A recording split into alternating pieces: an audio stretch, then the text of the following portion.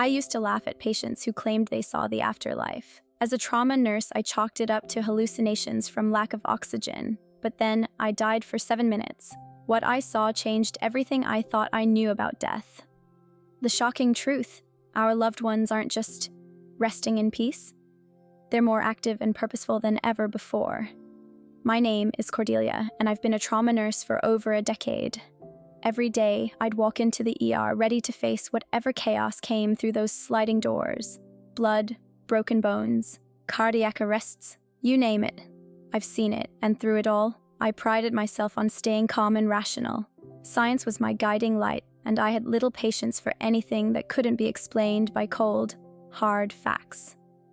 One Tuesday morning started like any other. I clocked in at 7 a.m., grabbed my first cup of coffee, and headed to the nurse's station to get report. As I listened to the night shift nurse rattle off patient updates, I felt a twinge in my chest. Nothing major, just a little discomfort. I brushed it off as indigestion from my rushed breakfast. An hour into my shift, we got a trauma call. A car accident victim was en route, ETA 5 minutes. I sprang into action, prepping the trauma bay and rallying the team, but as I reached for a stack of gauze, that twinge in my chest suddenly exploded into searing pain. It felt like an elephant was sitting on my sternum, crushing the air out of my lungs. I stumbled, grabbing the edge of the supply cart to steady myself. My colleague Sarah noticed immediately. "Cordelia, what's wrong?" she asked, her eyes wide with concern. I tried to speak, but I couldn't catch my breath. The room started to spin and I felt myself sinking to the floor. In that moment, my nurse brain kicked in. Sharp chest pain, shortness of breath, sudden onset. These were classic signs of a pulmonary embolism. A blood clot had likely formed in my leg, possibly from long hours of standing during shifts, and traveled to my lungs. It was cutting off my oxygen supply, and I knew how dangerous that could be. As my colleagues rushed to my aid, I felt a strange sense of detachment. My body was in agony, but my mind was eerily calm. I watched as if from a distance as they hooked me up to monitors, started an IV, and called for a crash cart. The last thing I remember is the feel of the oxygen mask on my face and Sarah's voice telling me to hang on. Then everything went black. When I became aware again, I was confused. The pain was gone, and I felt incredibly light. I opened my eyes, expecting to see the harsh fluorescent lights of the ER. Instead, I found myself looking down at a scene that made no sense. There, on the floor of the trauma bay, was my own body. My colleagues were performing CPR, their faces etched with determination and fear. I wanted to tell them I was okay, that they didn't need to worry, but as I tried to speak, I realized I had no physical voice. I was somehow outside of my body, watching the frantic efforts to save my life from above. It was the strangest sensation I've ever experienced. I felt more alive than ever, yet I was technically dead. As I tried to make sense of what was happening, I became aware of a soft light growing brighter behind me. It was warm and inviting, drawing me in. I turned towards it, feeling a mix of curiosity and apprehension. Little did I know, this was just the beginning of a journey that would shatter everything I thought I knew about life, death, and what lies beyond. As I turned toward that inviting light, I felt myself being gently pulled forward. What awaited me on the other side defied everything I thought I understood about death. Have you ever wondered what lies beyond the veil between life and the afterlife? What I saw next challenged my scientific mind and opened my eyes to a realm I never imagined could exist. The sensation of moving through the tunnel of light was unlike anything I'd experienced before. It felt warm and welcoming, like coming home after a long journey. As I emerged on the other side, I found myself in a place that words can't fully capture. Colors I'd never seen before danced around me, and music, unlike anything I'd heard, brought tears to my eyes. It was as if I'd entered a state of pure consciousness. Suddenly, I wasn't alone. Jesus himself appeared beside me, his presence radiating love and understanding. He explained that I had entered what he called the third heaven, a transitional realm where souls come immediately after death. It serves as a kind of divine way station for healing and preparation for what comes next. As I tried to take in my surroundings, I struggled to comprehend the vastness and multidimensional nature of this realm. It seemed to stretch infinitely in all directions, yet at the same time, it felt intimate and personal. Jesus guided me through different sections of this heavenly space, starting with an area he called the Gardens of Peace. In the gardens of peace, I saw souls basking in golden light. Some were engaged in deep meditation, while others seemed to be in a state of prayer. Jesus told me that these souls were reflecting on their lives of love and service on earth. What struck me most was how they glowed with varying degrees of brightness. Jesus explained that this brightness reflected the degree to which they had allowed divine love to work through them during their earthly lives. Those who shone brighter had lived more compassionate lives. As we moved through the gardens, I noticed souls reviewing their lives in vivid detail. It was like watching a movie, but you could feel every emotion and understand every motivation. Jesus emphasized that the purpose of these reviews wasn't punishment, but understanding. It allowed souls to evolve and move forward in their spiritual journey. I felt a growing sense of anticipation as I realized there was so much more to discover in this realm. Jesus smiled, sensing my curiosity, and revealed that the third heaven was just the beginning. It was a place of transition, healing, and preparation for what lay beyond. Souls here were getting ready for even greater experiences and responsibilities. As we prepared to move on to the next significant area, I couldn't help but feel overwhelmed by the beauty and purpose of this place. Everything I thought I knew about death had been turned upside down. The afterlife wasn't a static, peaceful slumber. It was a dynamic, evolving journey of growth and discovery, and I was only just beginning to understand its true nature. Have you ever wondered if our choices on earth truly matter in the grand scheme of things? As Jesus guided me through the next area of the afterlife, I witnessed a profound truth that would forever change how I viewed every interaction in my life. We entered what Jesus called the halls of learning. The name didn't do justice to the bustling center of activity I saw before me. Souls of all kinds were engaged in what I can only describe as divine learning.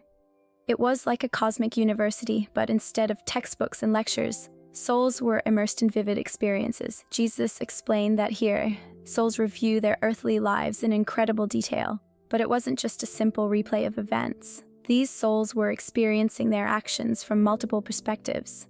They felt the impact of their choices not just on themselves, but on everyone their lives had touched. I watched as one soul relived a moment when they had given money to a homeless person. At first I thought, that's nice. But then I saw the ripple effect of that single act of kindness.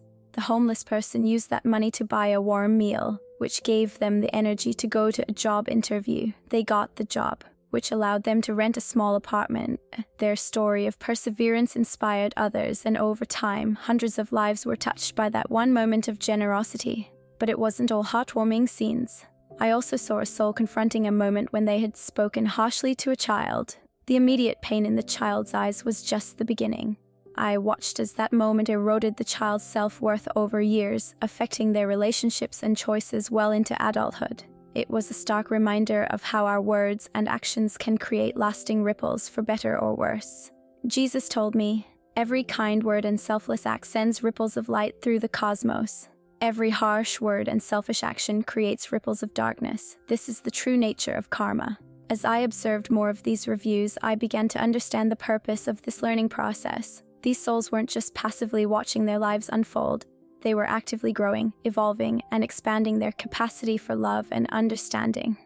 Death, it seemed, wasn't an end to personal growth, but a continuation of our soul's journey.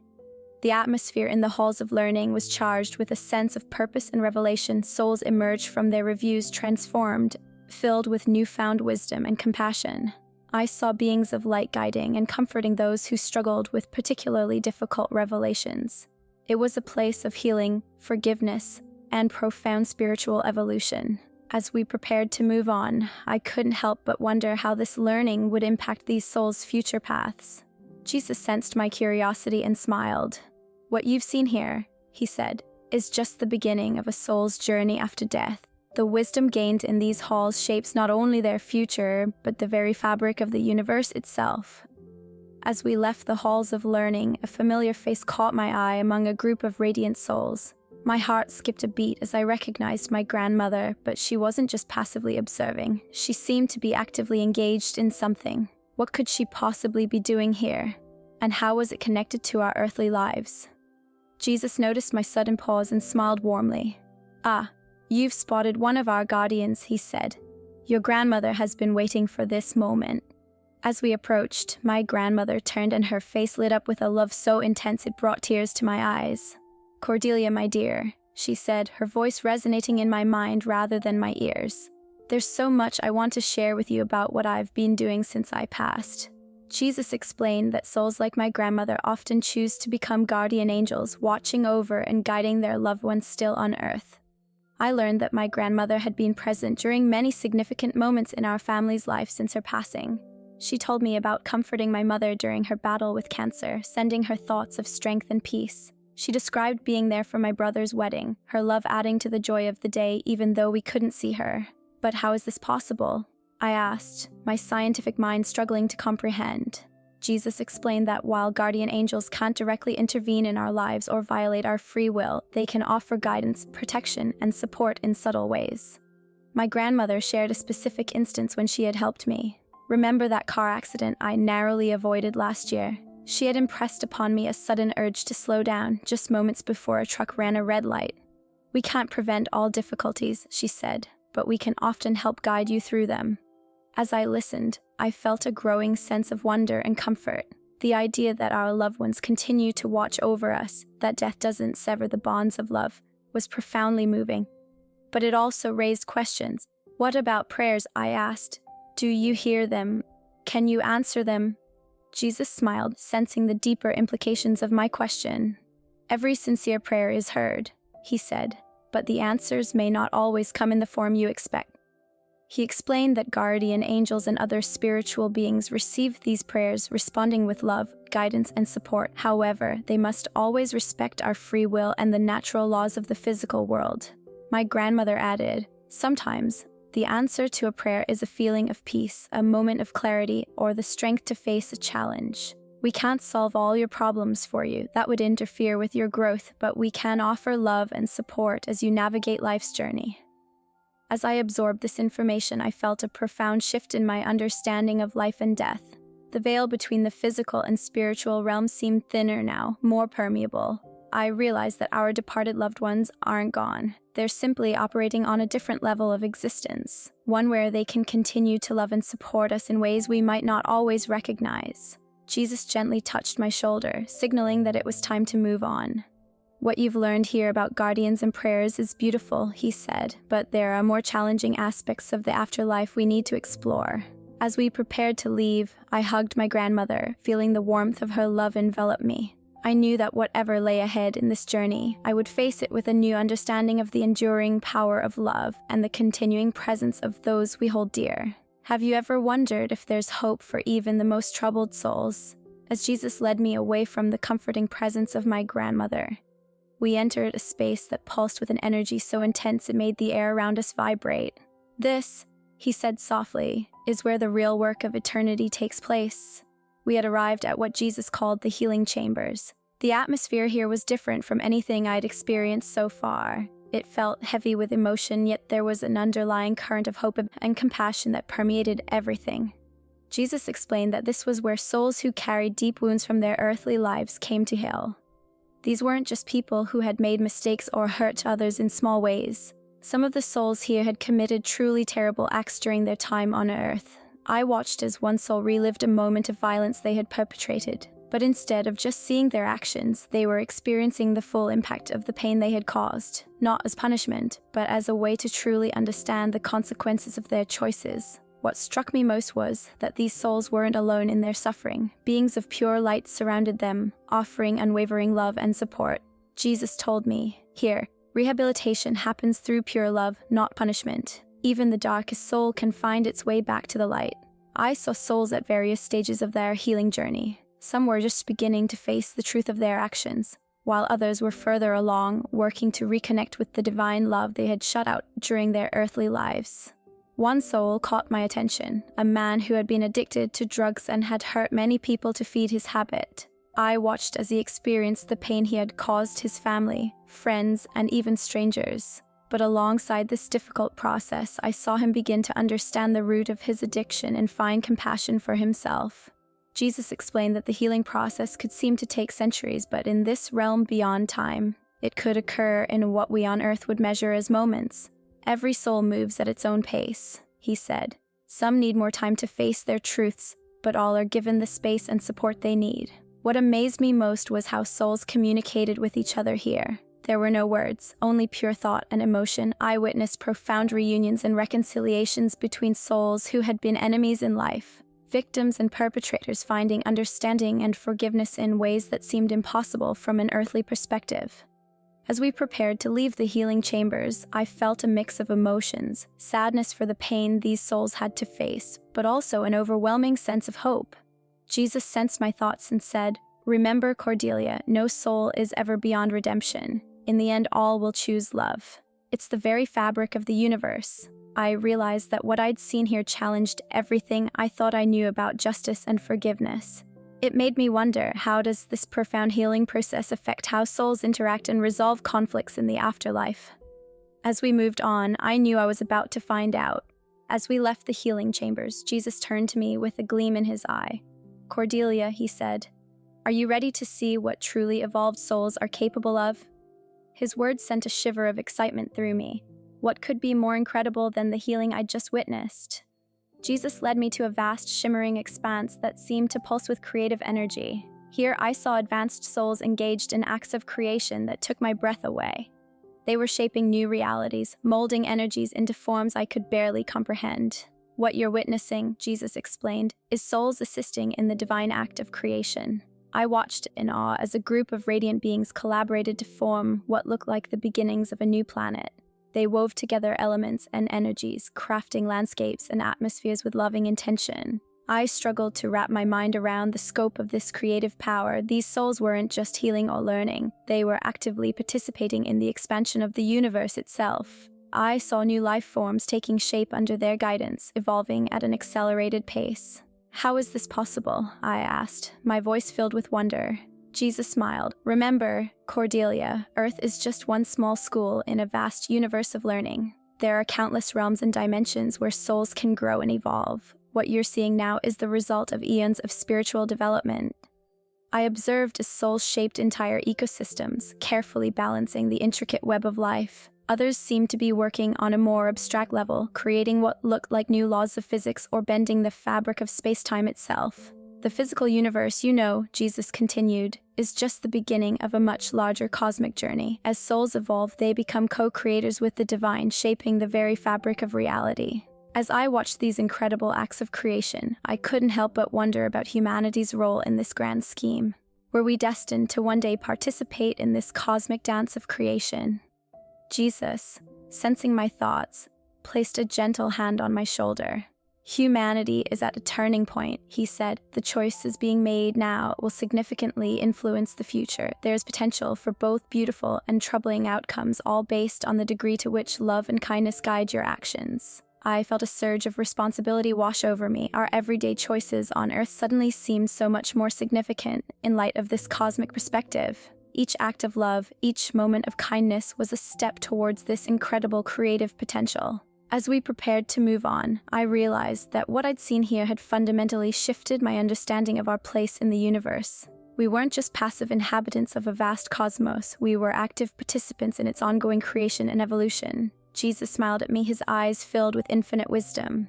"What you've seen here is just a glimpse of what's possible," he said. "But before we explore further, there's something even more fundamental you need to understand about the nature of existence itself. Have you ever wondered if your smallest actions truly matter in the grand scheme of things?" As Jesus began to reveal the next layer of universal truth, I realized that even our tiniest choices ripple through existence in ways we can scarcely imagine. Jesus gestured, and suddenly I saw the most incredible sight of my entire journey. Before me stretched an intricate web of light, pulsing with energy and life. It was as if I could see the very fabric of reality itself. Every soul, every being, every particle of existence was connected in this vast, shimmering network. "This," Jesus said softly, "is the web of all existence." I stood in awe, trying to comprehend the scale of what I was seeing. Each point of light in the web represented a soul, and I could see how they were all interconnected. It was beautiful beyond words, but also overwhelming. As I looked closer, I began to understand the profound implications of this interconnectedness. Jesus explained, every action, every thought, every emotion creates ripples in this web. Nothing exists in isolation.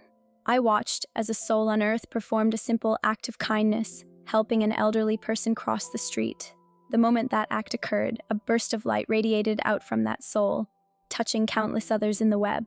I saw how that one act inspired others to be kind, creating a cascade of positive energy that spread far beyond the initial interaction. But it wasn't all light and beauty. I also witnessed darker patterns forming when souls acted out of fear, anger, or hatred. These created disturbances in the web, affecting not just the individuals involved, but sending out waves of negativity that touched many others. "Do you see now," Jesus asked, "how every choice you make affects not just yourself, but the entire fabric of reality?" I nodded, feeling the weight of this revelation. It was both empowering and humbling to realize the true impact of our actions. I thought about all the times I'd brushed off small acts of kindness or negative thoughts, never realizing how they rippled out into the universe. Jesus sensed my growing understanding and smiled. "There's more," he said.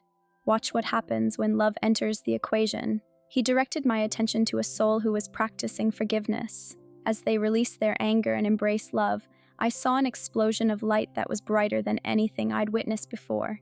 This light had a transformative effect, healing and strengthening the connections around it. "Love," Jesus said, "is the force that heals and transforms all existence. It's the most powerful energy in the universe." As I absorbed this truth, I felt a profound shift in my perspective. Every interaction, every choice suddenly held so much more significance. I realized that we each have the power to affect the entire cosmos with our actions and intentions. Jesus placed a hand on my shoulder. "It's time for you to return, Cordelia," he said gently. "You have much to share with the world." I felt a mix of excitement and apprehension. How could I possibly convey all that I had learned? As if reading my thoughts, Jesus smiled reassuringly. "Just remember," he said, "every act of love, no matter how small, ripples through the entire web of existence. You have the power to change the world, one choice at a time." With those words echoing in my mind, I felt myself being drawn back towards my physical body, forever changed by what I had witnessed in the afterlife. Have you ever had a moment that completely shattered your understanding of reality? As I gasped awake on the hospital floor, I realized I was seeing the world through entirely new eyes. The truth about what really happens when we die was about to turn my life and my medical career upside down. My colleagues surrounded me, their faces etched with relief as I regained consciousness. But as I looked at them, I saw more than just their physical forms. Each person glowed with an inner light, their souls shimmering beneath the surface. It was beautiful and overwhelming all at once. As the team helped me onto a stretcher, I struggled to find words to explain what I had experienced. How could I possibly convey the vastness of the afterlife, the interconnectedness of all souls, and the profound purpose that exists beyond our earthly lives? I knew that my scientific mind would have dismissed such claims just hours ago. Now I was living proof of a reality that defied conventional understanding. In the days that followed, I grappled with integrating my new awareness into my everyday life. Walking the hospital corridors, I saw patients and staff in a completely different light, where once I focused solely on physical symptoms and medical charts, I now perceived the radiant souls within each person, regardless of their outward condition. One morning, I entered the room of an elderly patient named Margaret. She was nearing the end of her life, and her family sat vigil by her bedside. As I checked her vitals, I saw not just a frail body, but a luminous soul preparing for its next journey. I felt a profound sense of peace and even joy emanating from her. Turning to her worried family, I found myself saying, "She's not afraid. She knows she's loved and that this is just a transition." The look of comfort on their faces told me that somehow they understood the truth in my words. My approach to nursing transformed completely. I began to see healing as something that involved not just the body, but the soul as well. I paid attention to the emotional and spiritual needs of my patients, recognizing that true health encompassed so much more than physical wellness. There were moments when I sensed the presence of beings of light in the hospital, guiding and comforting both patients and healthcare workers. It was a constant reminder of the support and love that surrounds us, even in our most challenging moments. As word spread about my near-death experience, colleagues and patients began to seek me out, hungry for answers about what lies beyond.